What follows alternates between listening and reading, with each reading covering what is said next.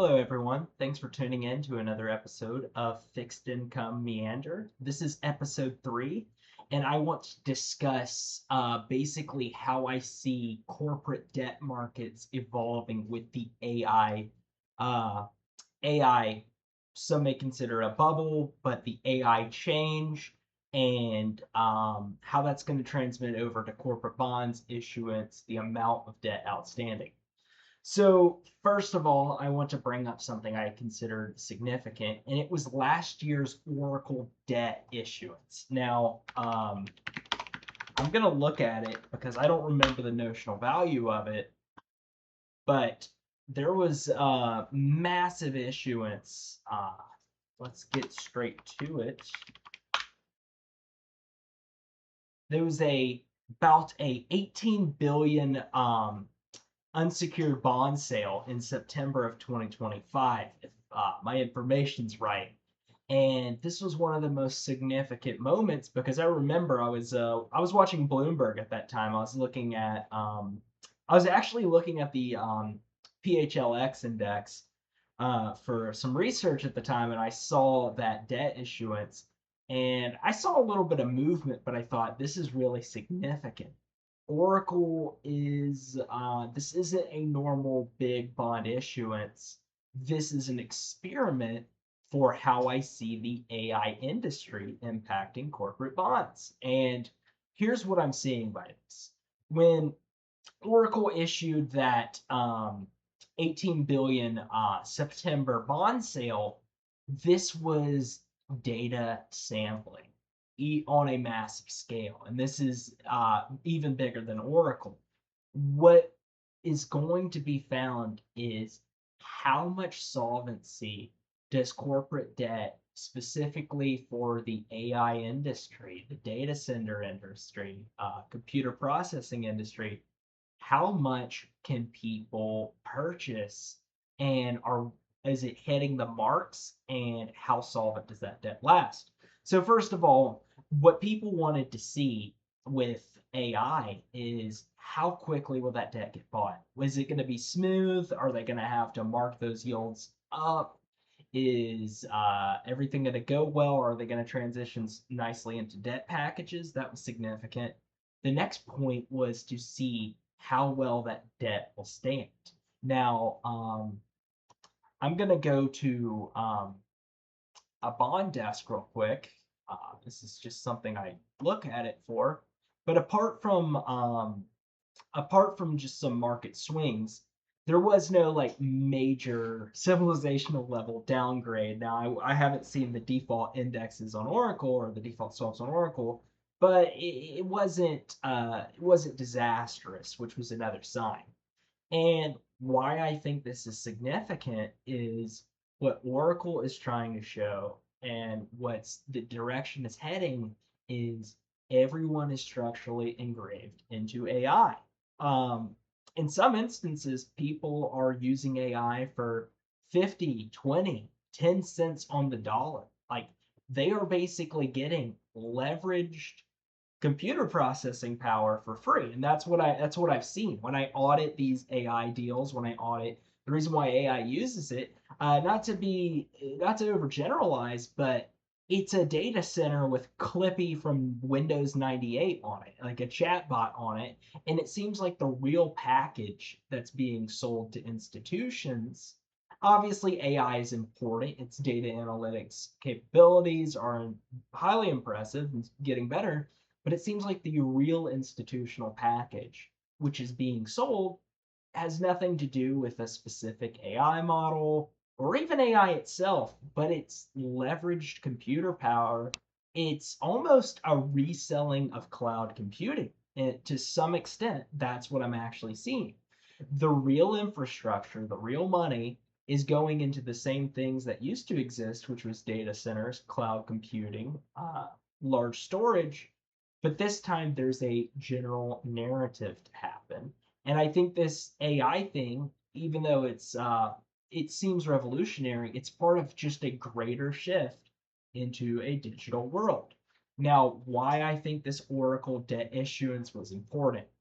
Right now, institutions, financial, medical, anything that requires math and data, consumers like even Walmart and stuff for their consumer data.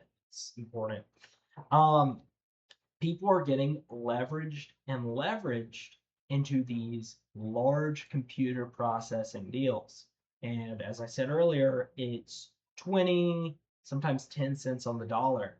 What's going to happen just as Uber, just as Grubhub, just as all of these things where venture capitalists invest to keep a price low to get a system integrated into the products. So basically, the real squeeze is when they increase the prices. What's going to happen when AI asks for 75 cents on the dollar? That's going to already feel like a squeeze, and they're still losing. What happens when it's 90 cents on the dollar? What happens when it hits break even? And eventually, what happens when it's 20 cents profit for the data companies, 50 cents profit? Who knows? That's going to be a massive change in balance sheets, and why it's not a crisis. Why I argue AI's pricing changes is not going to be a crisis is because of the Oracle situation. And where this ties into the greater fixed income market, I see it as such. I see systemically there's a big fundamental shift, as I discussed in my second episode of Fixed Income Meandering, where genuinely people want to return more to a corporate bond world. Um, I see credit futures, credit future products becoming big. I see more credit ETFs, more corporate bond ETFs, maybe some senior loan futures that might even uh, hit something like a mercantile exchange. It seems a little far fetched now, but system shift, what the fixed income world as a whole looks like tomorrow, probably will be different.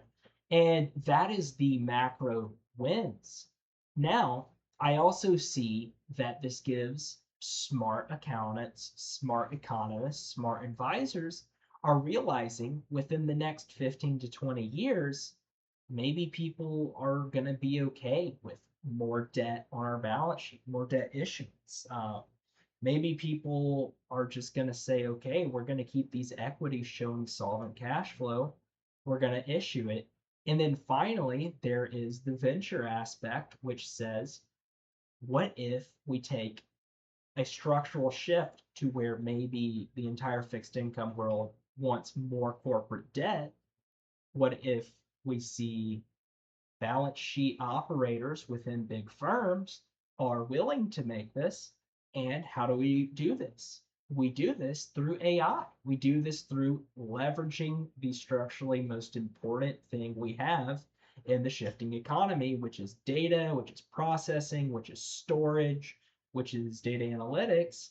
So this whole transmission is the fixed income world will shift more corporate, and the private sector will tremendously improve from this because people can take leveraged data processing power with massive corporate issuance, which is going to go to institutional balance sheets.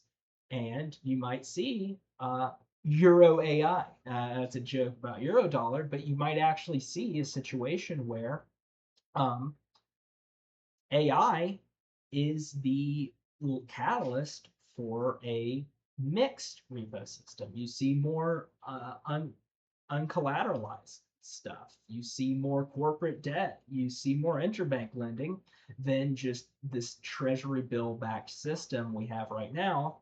And it would make a lot of sense as to why that would happen. I mean, SOFR has shown a significant amount of cracks. If you're a hedge fund, anyways, you're saying, I don't care about SOFR or Euro dollar. Everything I get is special repo, anyways. Why don't we let the official spot indexes show that? And there's a lot of reasons for it, but that's why I see the Oracle situation being significant.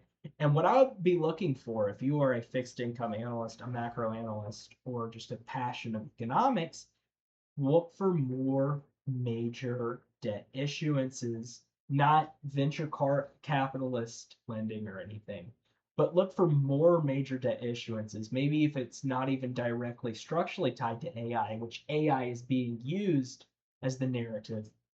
And you can see the more Wall Street feels comfortable buying these bonds, the more people keep these bonds solvent and tied to the yield curve, the more that companies will feel comfortable taking on more data. And eventually, once the debt of companies borrowing for AI looks good, the firms that do AI itself can start increasing the prices, knowing that the balance sheets are ready to handle it. It's a very mature thing, even though maybe it's a little bit bubbly. Maybe there will be some equity fallouts from AI. It's not as spontaneous as some people make it out to be with doom and gloom videos. AI companies aren't just gonna jack up their prices until they see the entire corporate fixed income universe is ready to handle such a price shock. Um, Companies aren't gonna borrow for AI unless they see their debt issuance can handle it. And there's a lot to go with it. And that debt issuance isn't going to be purchased and felt right by Wall Street if people didn't already have structural grievances with a treasury bill, a pure government collateralized system. So there's actually like a really deep macroeconomic plumbing reason that's getting into even small AI startups. And it's a really fascinating transmission happening. But that's why I believe that Oracle uh, September of 2025 debt issuance was so significant. It was the first major moment I remember where I feel like we're starting to see this transition back into corporate unsecured debt, even, and away from just pure government collateral. Anyways, that's my third episode of Fixed Income Meander. It's a bit shorter than the other ones, but it's a topic I think is significant because the fallouts are going to be potentially mercantile exchange listed credit and corporate bond futures that might trade just as liquid as the treasury futures that even retail accesses now. So there's a lot of implications of this, but this is where I see the market heading. Anyways, appreciate you listening and have a great rest of your day.